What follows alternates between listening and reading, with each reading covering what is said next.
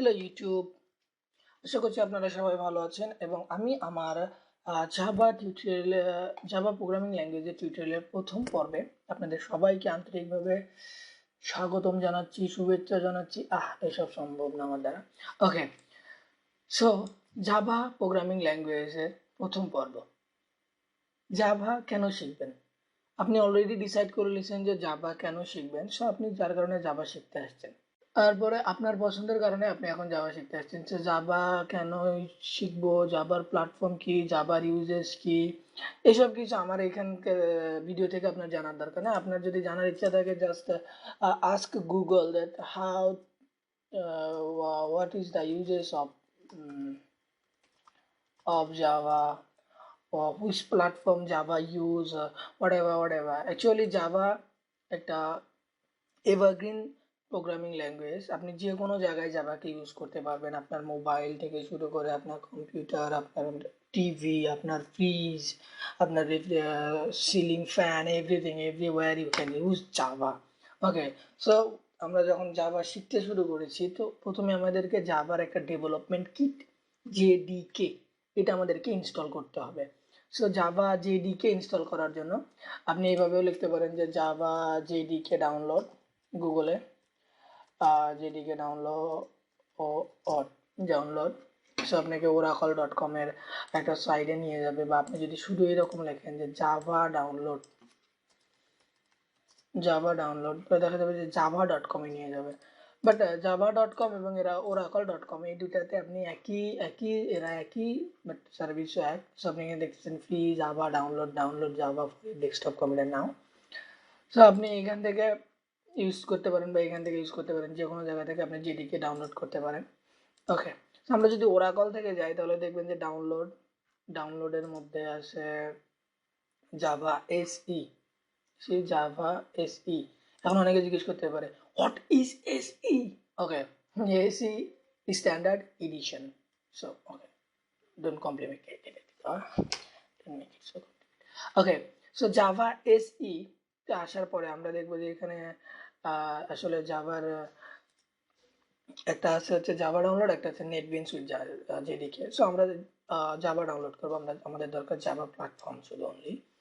আমরা NetBeans use করবো না, আমরা ইক্লিপস ইউজ করবো। সো জেডিকে, সো আমরা জেডিকে ডাউনলোড করতে যাই, জাভার জেডিকে। এরপরে আপনাকে প্রথমেই আগে একসেপ্ট লাইসেন্স এগ্রিমেন্ট, এটা না করলে আপনাকে ডাউনলোড করতে দেবে না।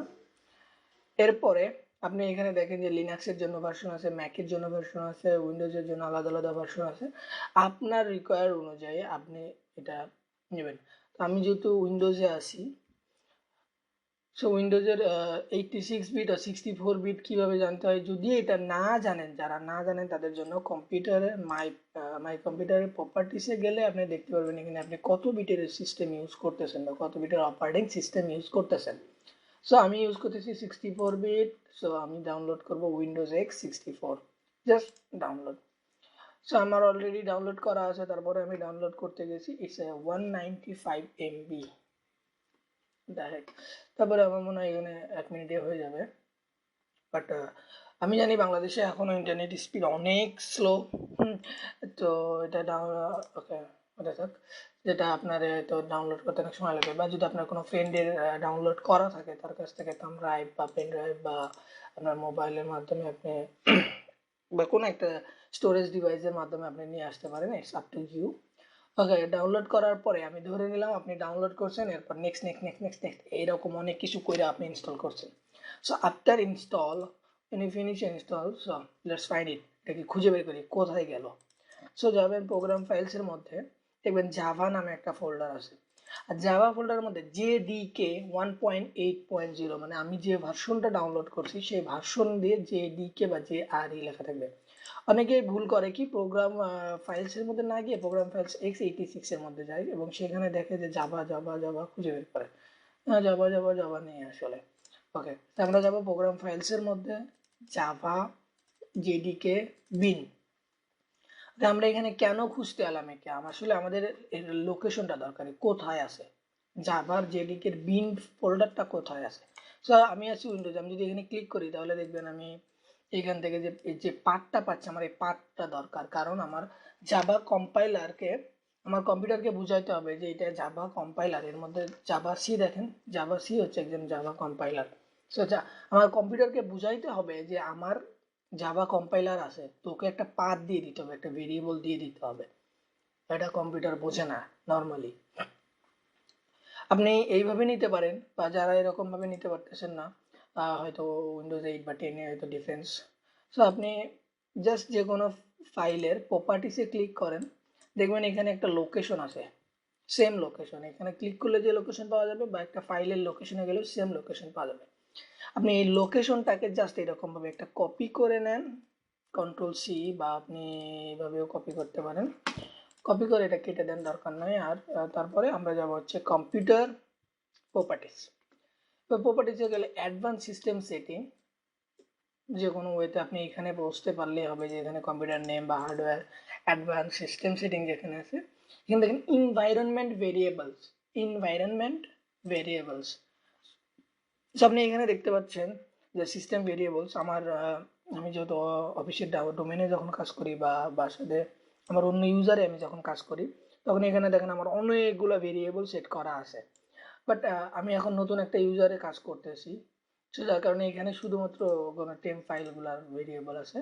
সো আমার আর কোনো জাভার কম্পাইলারের জন্য কোনো ভেরিয়েবল সেট করা নাই। সো ভেরিয়েবল নেম আমি দিব পাথ, আর ভেরিয়েবল ভ্যালুটা হচ্ছে আমি যে কপি করে নিয়ে আসছিলাম, কন্ট্রোল ভি দিয়ে আমি পেস্ট করলাম, সেই প্রোগ্রাম ফাইল জাভা যেদিকে বিন, বাস। আচ্ছা, এইটা আমরা কেন করব সেটা আপনাদেরকে প্রথমে একটু দেখিয়ে নিই।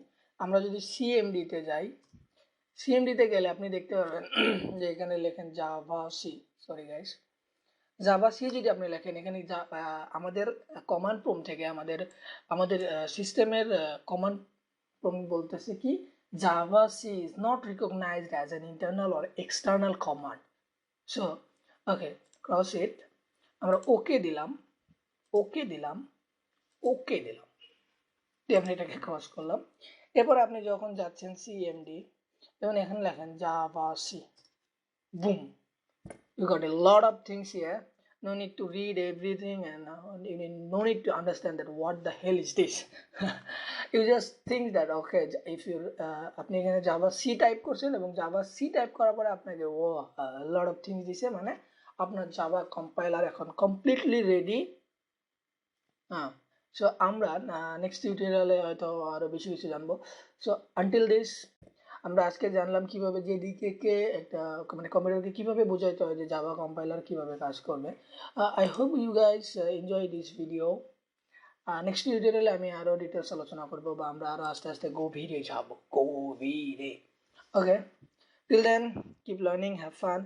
আর যদি মন চায় আপনি like, subscribe, tick tick tick অনেক কিছু করতে পারেন, না মন চাইলে না করতে পারেন, আপনার ব্যাপার। তবে ওকে, বেস্ট বেনিফিট ইজ আপনি যখন সাবস্ক্রাইব করবেন তখন আমার ভিডিও, আমি যে নেক্সট ভিডিওটা যখনই আপলোড করব, সাথে সাথে আপনি নোটিফিকেশন পেয়ে যাবেন যে ও আমি Alif, you uploaded a video man. Okay, whatever, keep learning man, have fun.